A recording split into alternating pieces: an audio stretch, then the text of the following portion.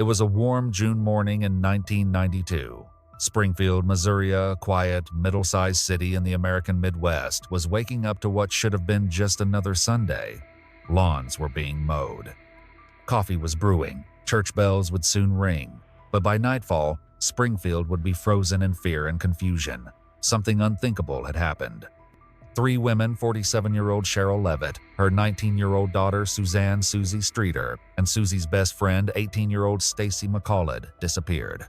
No warning. No struggle. No witnesses. Just an ordinary house, eerily undisturbed, and 3 lives gone. The night before, Susie and Stacy were celebrating their high school graduation from Kickapoo High School. They were excited, like any teenagers with summer ahead of them. They went to a series of parties with friends. At one point, they planned to sleep at a hotel with other classmates, but the room was too crowded.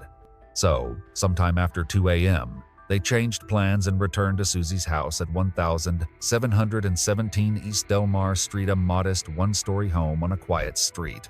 Cheryl, Susie's mother, was likely already asleep inside.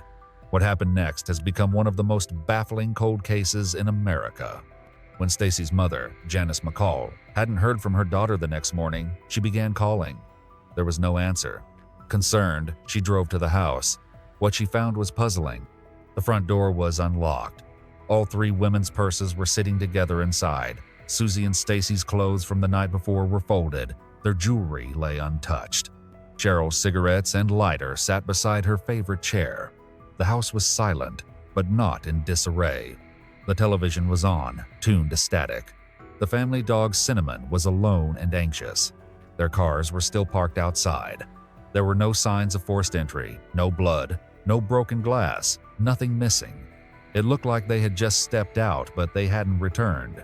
Over the course of that day, a steady stream of concerned friends, relatives, and neighbors arrived at the house on East Delmar Street. Each person was trying to help in their own way. Some straightened up the living room, others washed dishes or tidied surfaces. Doors were opened and closed, furniture was touched, floors were swept. None of them knew it then, but in their desperation to make sense of the strange absence, they were unintentionally compromising a potential crime scene. Vital trace evidence, fingerprints, stray hairs, or fibers could have been wiped away. Shoe prints might have been trampled. Objects possibly moved from where they had been originally placed. It was all done out of care and panic. But when police were finally called later that day, what they walked into was a scene so altered it offered no clear picture. Still, even with that disadvantage, something felt profoundly wrong. There were no signs of forced entry, no broken windows, no struggle. All the women's personal belongings were there. The cars hadn't been touched. The house was still, eerily so. It didn't look like 3 people had run off. It looked like they had simply vanished. Word of the disappearance moved through Springfield like a wildfire. Local news stations picked up the story within hours. We are still asking for individuals that may have had contact with either the McCall girl, Miss Streeter, or Miss Levitt to make contact with our department so we can narrow down the time frames that we're working with as to physically when was the last time they were seen and known to be safe.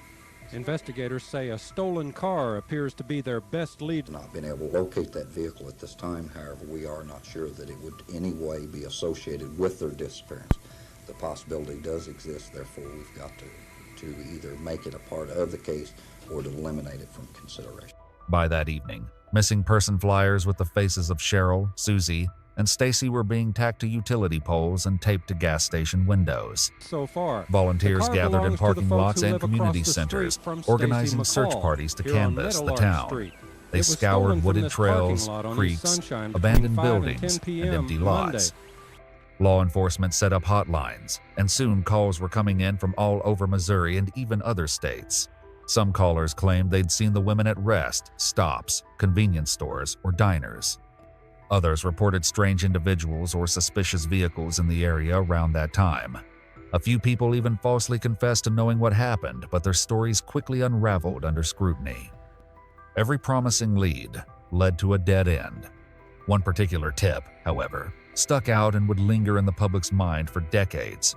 A witness reported seeing a moss green Dodge van parked near the Levitt house sometime in the early morning hours of the 7th of June. Another person said they saw a woman resembling Susie in the passenger seat of a van matching that description. She appeared panicked, they said, and a man was in the back seat. Police took the tip seriously. A composite sketch was released. Local DMV records were examined for any matching vehicles, but no trace of the van was ever found, and the lead, like so many others, ultimately evaporated. Another troubling figure soon emerged: Robert Craig Cox. A former Army Ranger with a violent past, Cox had been convicted of kidnapping and suspected in a Florida murder. At the time of the Springfield disappearances, he was living in the area and working as a utility contractor. Police questioned him. He denied involvement. But years later, he gave an interview from prison, claiming that he knew the women had been murdered and that their bodies would never be found. He offered no proof and later retracted or refused to elaborate. Despite circumstantial suspicion, there was no evidence linking him to the crime. He remains a person of interest. Then came a chilling rumor. An inmate contacted authorities, claiming the bodies of the women had been buried beneath the newly constructed parking garage at Cox South Hospital. Cadaver dogs were brought in. According to some reports, the dogs alerted at a specific spot. But officials ultimately decided that without more substantial evidence, digging up the hospital's concrete structure would be too expensive and disruptive. To this day, no excavation has been performed. Years turned into decades. Leads went cold. Suspects faded. But the families never gave up. Janice McCall in particular became the face of the case. She tirelessly pursued every possible lead. She appeared on national television shows, spoke at conferences, handed out flyers year after year. She refused to let the world forget. Her grief became her mission. When I think back on a year ago, on the 7th, then I think about the terror of that night. You know, you relive it every time you think about it. The sleepless nights as they were then are not as sleepless as they were, although different times during the day. It's really odd how memories of Stacy here with us crop into your mind at the oddest times during a work day. I fixed fish tonight, you know, and the favorite kind that Stacy likes with the tartar sauce that she likes. And so, you know, I haven't fixed that fish in probably close to a year.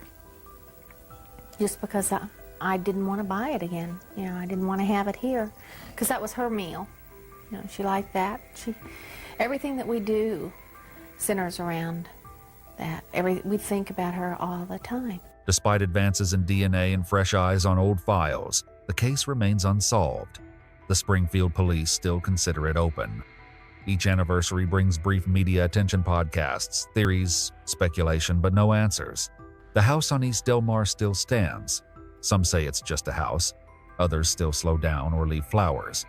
Some believe the women knew their abductor. Others think it was random or tied to the green van or hospital garage tip. What's certain is the lasting impact. Springfield was never the same.